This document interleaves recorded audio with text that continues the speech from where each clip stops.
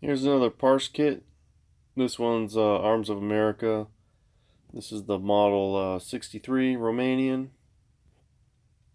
The price for this was $4.59. This is their all matching, and it's all matching. Original furniture here. A lot of the gloss is coming off, but all the colors there. This one probably will just be a very light sanding to remove the polyurethane or whatever they used, and then apply a new polyurethane. Or maybe this one, since the red's so prominent, I'll do a true oil on it, just enough to bring the color out but not make it ultra glossy.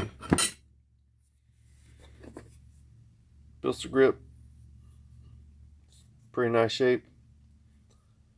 They're selling these right now for $9 if you want an extra one.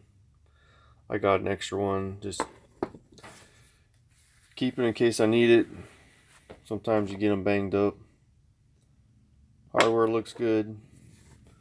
Bluing looks pretty nice. There's all the little bits. This one got a little boogered up. Looks like they grounded off the rivet heads. I'll have to sand that down so it's kind of fine before I reuse it. And then this is going to have to get colored. Trigger kit, all the full auto stuff's there. All the hardware seems to be intact. Another nice muzzle cap there that you can't use. Thread protector. Not sure about the recoil spring. I haven't checked it out yet. Seems alright. Everything's there. It's not too loose, too soft. And the numbers.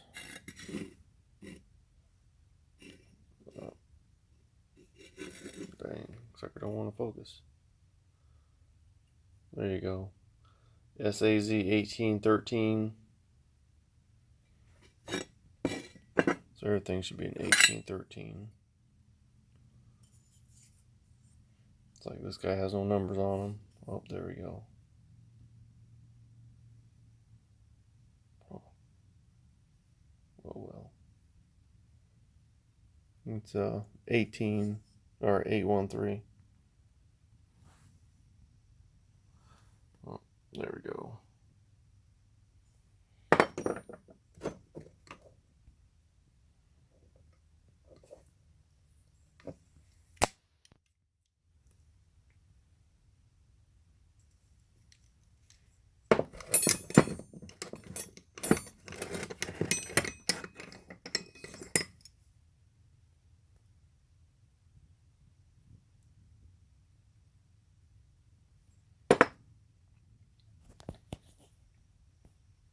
For some reason cleaning rod's in the white. I might have to darken that up. You don't want a blued rifle and then cleaning rod's white. Sometimes I think they just have a batch of cleaning rods that aren't in the parts kit and they just throw them in the parts kit. This one's a little bent on the end. You can see it wobble there. Trigger guard's pretty decent. A little patina. Otherwise the coloring's good.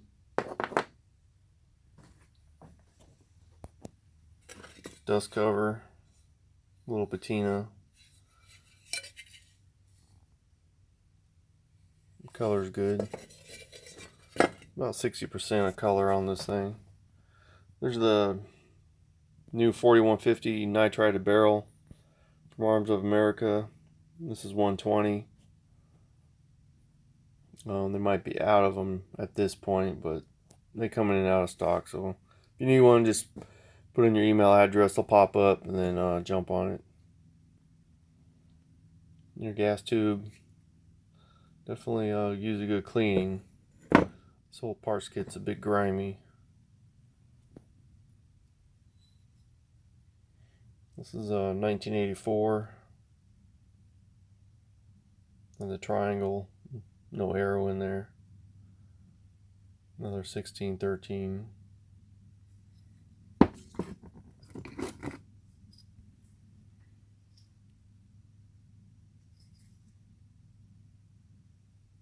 A little rough on that side.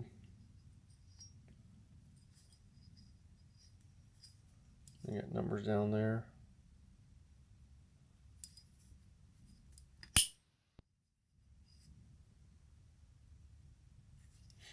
That looks pretty decent shape.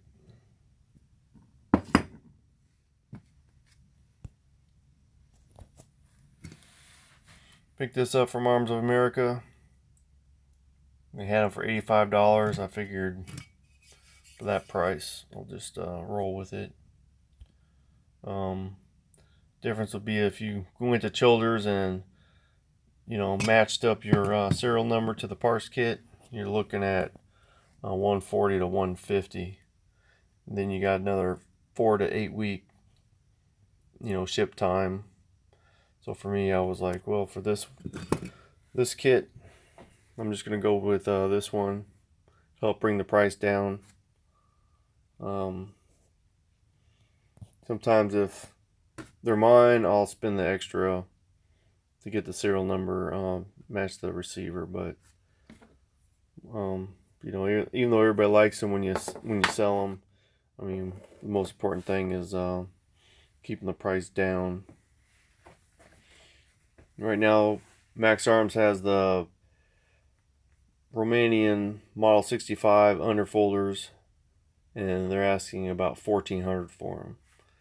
That's a bit steep in my book, but just to build one is $900, and that's with all the complete parts, and you have to assemble it. So basically, you're paying them $500 to assemble it. You're better off buying a parts kit, get all the pieces you want, and then send it off to InRange or some other company that'll build it for you, and typically they'll charge you $300.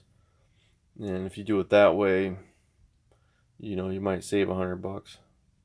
But at the same time, you're going to be waiting quite a few months before they assemble your parts. So an extra $100-something from these guys that got them ready to go, I mean, that's kind of like a convenience fee. Boy, I like the red in this thing. It's going to come out really nice. Not all of them have red. Some have orange. But this one's got a lot of red. Sometimes they'll have yellow. You never know what you get. But with this hardware and furniture, I mean, it's all going to match nice. Except the barrel's going to be shiny new. So, unless I scratch the hell out of it to make it look rough. A lot of times I don't. I like the new parts to look new, the old parts to look old. So it's like when you're in a museum, you know what part's what, and you can appreciate it for what it is instead of wondering what's what. Even though I know people like the cohesive look of everything, matching. But on the historical value, sometimes I just like them left alone. And you can say the same about the wood stock here. You can just leave it rough and say it's battlefield pickup and roll with it. But for some reason, I like to make these things look nice again. Even though it may not be 100% original, it's appealing aesthetically. It's still original wood. It just kind of brings out the overall beauty of the rifle. I'm going to throw the Arms of America, basic $25 trigger kit in this one. I try to throw these in there. They're only $4 to $5. So I figured for that, it might as well. People typically change them out anyways. So in that regard, you're just helping them out.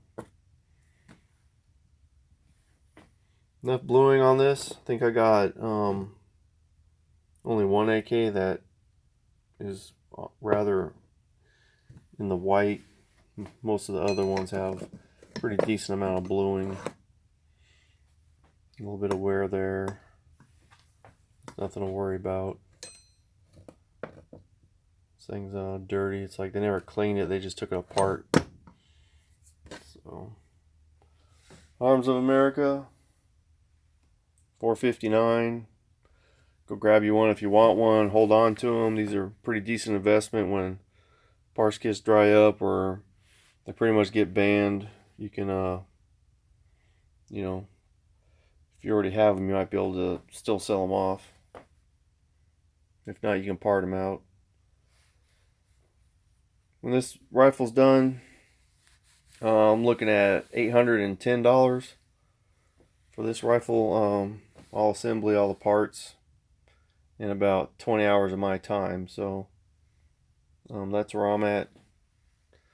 Just trying to put some knowledge out there. I like parts kits. They're not overly difficult. I'd like to do a Galil, but there's no information on how you build one, and those receivers just look like they'll be a nightmare to figure out. So I'm not going that route for a while until maybe the market comes around and there's more help out there. Well, y'all have a great one. I'm going to sign off. See you next time. Later.